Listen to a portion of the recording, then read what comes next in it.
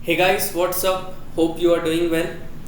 सो पिछले 2-3 दिनों से काफ़ी बच्चों के मैसेज आ रहे हैं कि सर जेपीएससी आरएफओ का प्रीलिम्स तो हो गया है बट कट ऑफ कितना जाएगा। मेरा 90 आ रहा है, मेरा 95 आ रहा है, कई बच्चे हैं जो 110 प्लस है। तो एक काफ़ी कन्फ्यूज़न का माहौल रहता है प्रीलिम्स के बाद। तो ये जेन्युइन है कि सारे बच्चों को डाउट रहता ही है, और ख़ास करके उन्हें डाउट रहता है जो बाउंड्री लाइन में रहते हैं। जिनका 110 प्लस है उनका तो कंफर्म है कि होगा ही होगा। अब मेन दिक्कत उनके साथ हो जाती है जो बाउंड्री लाइन में, तो उनको बहुत ज़्यादा कन्फ्यूज़न हो जाता है कि मेंस की तैयारी में लगे कि ना लगे। तो एक वीडियो बना रहा हूँ जिससे मैं कट ऑफ को प्रिडिक्ट तो नहीं बोलूँगा, क्योंकि कट ऑफ प्रिडिक्ट करना एक बहुत ही इलॉजिकल सेंस बताएगा, क्योंकि कट ऑफ काफ़ी सारे फैक्टर्स पे डिसाइड करता है। कट ऑफ को आप कभी भी प्रिडिक्ट नहीं कर सकते, क्योंकि काफ़ी सारे सर्कमस्टांसेस होते हैं, काफ़ी सारे ऐसे चीज़ होते हैं जिन पे आपका कट ऑफ कभी कभी आपके एक्सपेक्टेड होने से बाहर चला जाता है। तो एक साइंटिफिक मेथड है जिससे हम एक अप्रॉक्सीमेट कट ऑफ को पता कर सकते हैं। तो मैं बस उसी का यूज़ करके आपके सामने एक cut off, safe cut off मैं आपको बताना चाहता हूँ। अगर कोई भी इस कट ऑफ के बाहर आता है, मतलब इस कट ऑफ से ज़्यादा है या इस कट ऑफ के जितना भी है, तो आप श्योरली मेंस के प्रिपरेशन में आ सकते हैं। ठीक है, तो चलिए वीडियो शुरू करते हैं। तो हम डिसाइड कर रहे हैं कट ऑफ।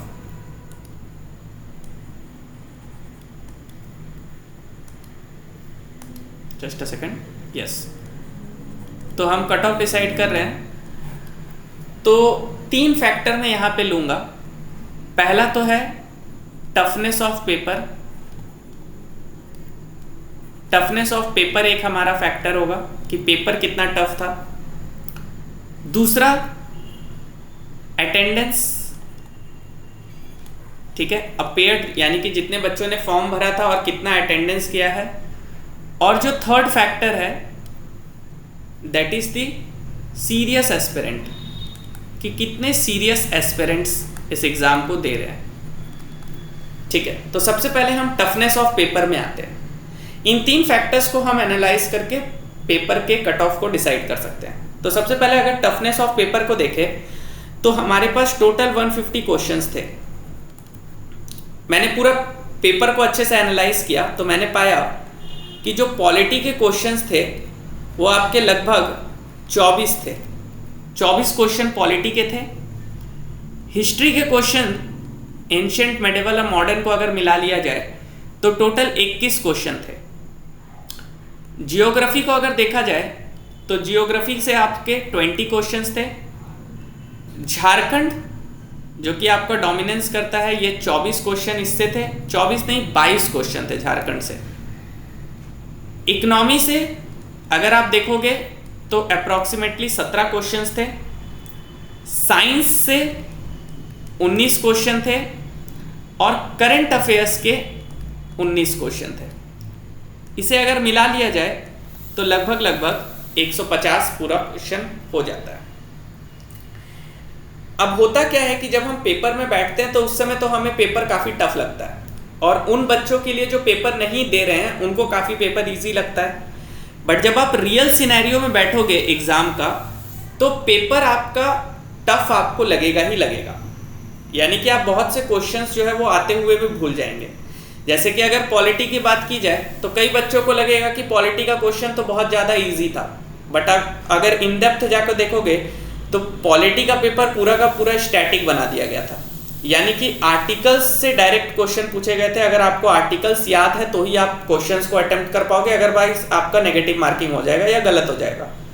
और आर्टिकल्स भी जो थे वो कॉमन आर्टिकल्स नहीं पूछे गए हैं, हाई कोर्ट से पूछा गया है जो जनरली बच्चे उतना याद नहीं करते हैं।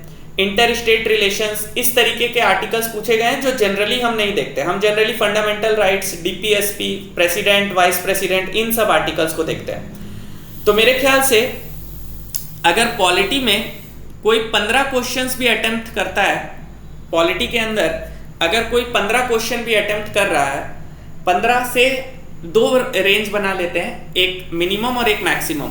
मैक्सिमम आपका ये 20 तक जा सकता है। 4 क्वेश्चन तो भाई गलत करोगे ही ना। ठीक है, तो अगर हम 15 क्वेश्चन पॉलिटी से ले लेते हैं, हिस्ट्री का भी अगर आप देखोगे तो सेम है। कि हिस्ट्री में भी आपका कई क्वेश्चंस जो है वो आपके बहुत ज़्यादा फैक्चुअल्स थे, कई आपके क्वेश्चंस इजी थे। तो हिस्ट्री से हम मान के चलते हैं कि मोस्ट प्रोबेबली क्वेश्चंस इजी ही थे। तो कम से कम इसमें आपको 15 क्वेश्चंस, और अगर बहुत अच्छा आपने किया है तो 20 क्वेश्चन ये आपका होना चाहिए। एटलीस्ट 15 क्वेश्चंस तो आप हिस्ट्री में बना ही लेते, क्योंकि हिस्ट्री के क्वेश्चंस इजी थे। ठीक है, हिस्ट्री के क्वेश्चंस इजी थे।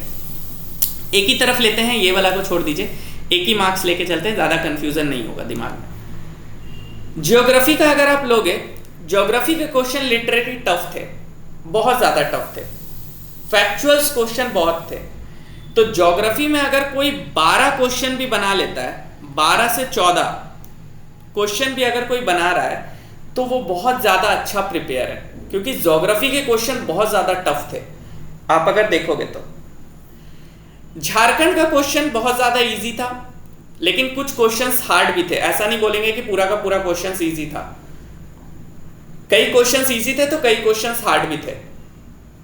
तो ऑन एन एवरेज झारखंड में 22 में से अगर आप 18 क्वेश्चन बनाते हो, 18 क्वेश्चन बनाते हो तो आपका मतलब कि पेपर अच्छा खासा गया है। ठीक है, इकोनॉमिक्स के क्वेश्चन कई ज़्यादा फैक्चुअल थे। इकोनॉमिक्स में अगर आप देखोगे तो 5 ईयर प्लान से बहुत ज़्यादा क्वेश्चन पूछ लिया गया है। ब्रॉड मनी क्या होता है पूछा गया है, आरबीआई के बहुत सारे मॉनेटरी पॉलिसीज पूछे गए, यानी कि आपका ओवरऑल इकोनॉमी टफ था।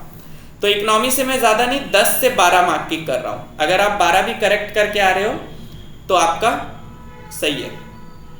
साइंस के क्वेश्चन देखने में इजी लग रहे थे, बट साइंस के क्वेश्चन भी रियली में बहुत टफ थे।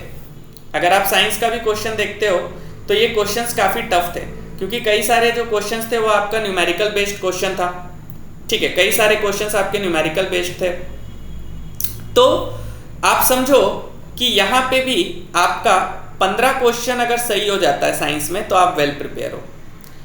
और अगर बात किया जाए करंट अफेयर्स का, तो करंट अफेयर्स के अंदर मैं ये आपको 100% चैलेंज कर सकता हूँ कि करंट अफेयर्स इतने पुराने पूछे गए थे कि बहुत ही कम बच्चे होंगे जिन्होंने आंसर किया होगा।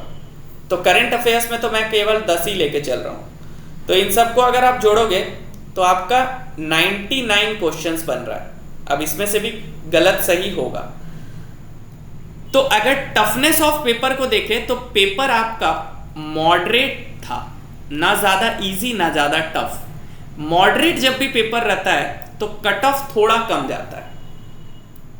तो ये तो हो गया एक पॉइंट, टफनेस ऑफ पेपर, कि पेपर तो भाई उतना इजी नहीं था, ये बात तो आप कंफर्म मान लीजिए। अटेंडेंस अगर आप देखोगे तो जैसा कि कई सोर्सेज से पता चला है कि तकरीबन अटेंडेंस जो था वो 40 to 50% था। 40% मान के चलिए, यानी कि अटेंडेंस बहुत लो है।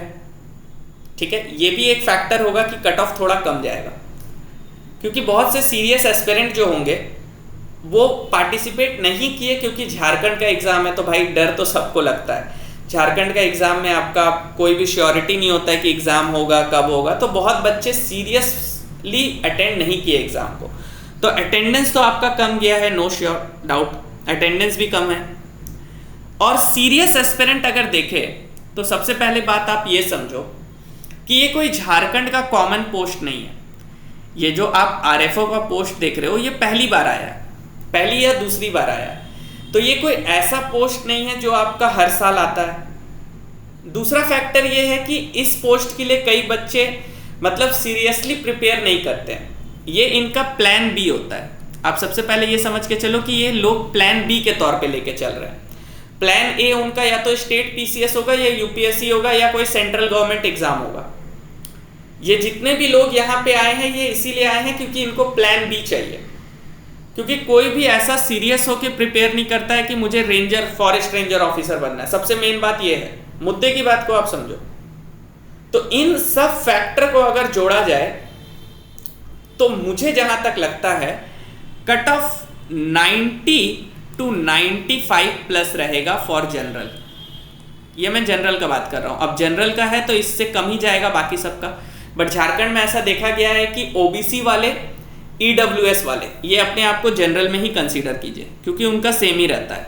ओबीसी और ईडब्ल्यूएस ये तो अपने आप को सेम ही कंसीडर कीजिए। और SC/ST बाकी अपना एक एक कट ऑफ कम कर सकते हैं।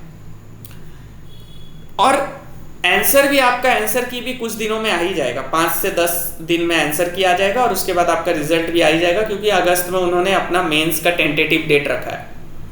तो मेरे ख्याल से जिसका भी 90 to 95% यानी कि 90 to 95 क्वेश्चन सही हो रहा है, ये मैं नंबर ऑफ क्वेश्चंस का बात कर रहा हूँ, ये चीज को ध्यान रखिएगा, ये मैं नंबर ऑफ क्वेश्चन का बात कर रहा हूँ कि अगर आपका 90 to 95 पर क्वेश्चन सही हो रहा है तो आप ये मान के चलिए कि कहीं ना कहीं आपका प्रीलिम्स क्लियर हो रहा है। प्रीलिम्स डेफिनेटली आपका क्लियर हो रहा है अगर 90 to 95 आपका क्वेश्चंस करेक्ट है, after deducting all the negative marking. आप श्योर है कि हाँ ये क्वेश्चन तो मेरा सही हो गई। और 95 प्लस जिसका है उनको तो सोचना भी नहीं चाहिए, क्योंकि देखिए है क्या, ये बहुत गोल्डन अपॉर्चुनिटी है। पहला चीज तो ये सब जो पोस्ट है इसमें आपको बहुत कम केसेस दिखेंगे कि पेपर लीक हुआ है या पेपर लीक से मामला कुछ ऐसा है, ये सब चीज बहुत कम होता है। तो ये जो पोस्ट होते हैं ना, ये बहुत गोल्डन पोस्ट होते हैं जिनका वैकेंसी आता है, तुरंत एग्जाम होता है, तुरंत आपको जॉब मिल जाता है।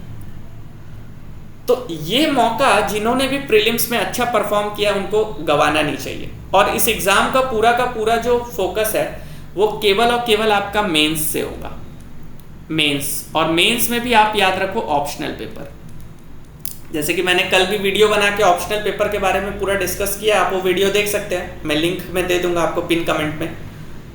तो 95 जो कि मैंने स्टार्टिंग में बोला था, आई थिंक 90 to 95 ये जिनका भी आ रहा है उनको डेफिनेटली मेंस की तरफ अपने आप को रेडी करना चाहिए, क्योंकि रिजल्ट के बाद आपको टाइम मिलेगा नहीं, 10 से 15 दिन या 20 दिन का आपको समय मिलेगा और उस समय आप मेंस के लिए कुछ नहीं कर पाओगे। और मैं ये बात बता देता हूँ कि अभी से ही मेंस का कंपटीशन बहुत कम होगा, क्योंकि बहुत सारे बच्चे अभी घूमते रहेंगे रिजल्ट के लिए और रिजल्ट के बाद समय कम मिलेगा। तो जो भी बेटर परफॉर्म करेगा आई श्योर कि उसका रैंक आएगा और वो जॉब लेगा। और 95 प्लस वालों को तो सोचना ही नहीं चाहिए। तो ऑप्शनल पेपर के बारे में मैंने ऑलरेडी सारा चीज़ बता दिया है कि जो बेस्ट ऑप्शनल है, वैसे तो आपका अगर सब्जेक्ट में एक्सपर्टीज है तो आप फिजिक्स ले लो, केमिस्ट्री ले लो, डजेंट मैटर, लेकिन क्वेश्चन थोड़ा टफ पूछा जाएगा। तो मुझे जो सबसे इजी ऑप्शनल लगता है इन सब एग्जामों के लिए वो है इन्वायरमेंटल साइंस।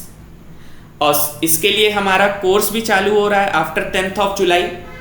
अभी रजिस्ट्रेशन ओपन है, हमारे पास 50 सीट्स है जिसमें ऑलरेडी कई बच्चों ने रजिस्टर कर लिया है।